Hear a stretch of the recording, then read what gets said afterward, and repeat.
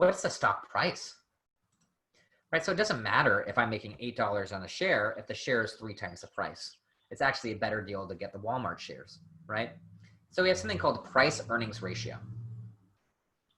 The price-earnings ratio is my favorite piece for valuing shares. And it's a way that we can make comparisons against companies. And so as a team, we just did a pretty full analysis on the profitability and assets of Walmart and Costco.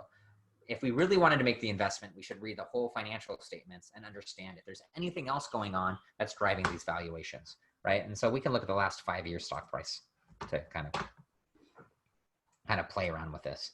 But what this price earnings ratio will do is then take the price and compare it to how that earnings is, what we've discussed the earnings, in order to determine which is cheaper, right?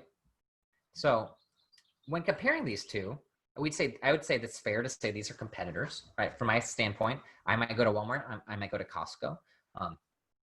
I might see them as competitors, right? That's perceived by the consumer. So my question is, what's cheaper to buy if I want to invest? And so what they're doing here is they're finding by the earnings per share or by the price, which is going to yield you, which is cheaper. And so here it's about $23.69. That's just the price of the current stock divided by the earnings. So 122.94, and we went to the Walmart's earnings here, divided by 8.32.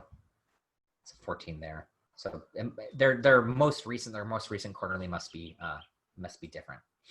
So overall, though, that's how they're calculating. They're saying most recent earnings release, 23.69 cents for every dollar earned. But Costco, you have to spend $35.90. So this means that Costco is more expensive to invest in than Walmart by almost, we can do the comparison, 35.90 minus 23.69. $12.21. Or we can say from the base, 35.90. It's a 34% markup to buy Costco shares over Walmart shares. And so the question here is, why is that? Right?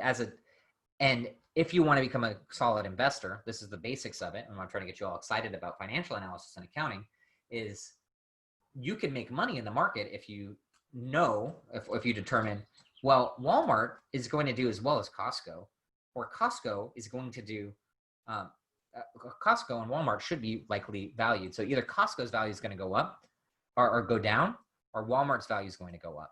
And so in this case, you could buy shares of Walmart or bet on the fact that Costco is going to go down in value.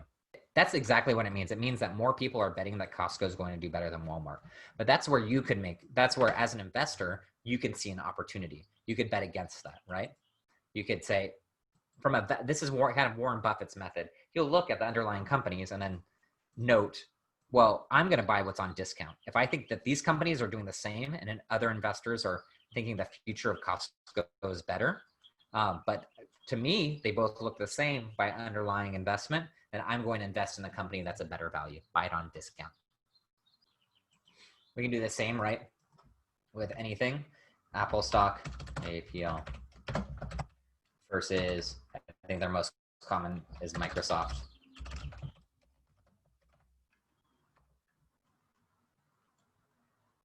So we can look at their 5 years. Both have very similar patterns. But we can see right now, Apple is being traded at a much lower price earnings than Microsoft. Microsoft's come out with Teams and a lot of remote work environment recently. So in this case, if we were to say that these are equal competitors and both of them have the same outlook, Apple would be a better value stock than Microsoft. But we'd have to go through and do that full analysis that we just did, and then look through the notes and make sure there's no legal contingencies or nothing we're concerned about underlying. I want to show how we can use all of those tools to make investment decisions as business owners, assessing against competitors, or assessing as stock owners.